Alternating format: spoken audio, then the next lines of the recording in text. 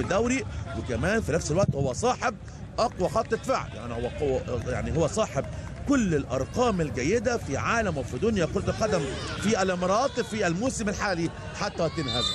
اما الاتفاق السعودي حاليا في المركز رقم 6 برصيد 34 نقطه، لعب 23 مباراه في الدوري السعودي، فاز في 9 وتعادل في 7 وانهزم في 7، وسجل في الدوري حتى الان 31 هدف ودخل مرمى 30 هدف.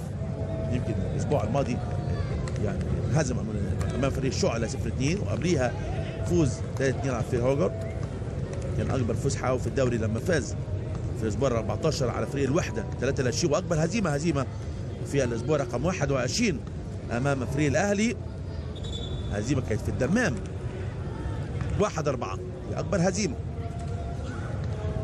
سلامات، سقوط واصابه للنجم السعودي زامل السليم، ان شاء الله يكون سليم ويكمل اللقاء على خير.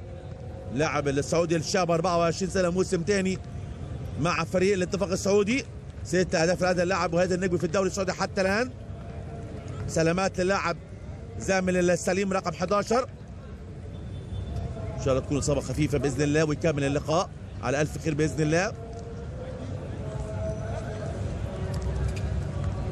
هذا هو الاعاده مره ثانيه، هذه الاعاده اعاده والسقوط لزامل السليم،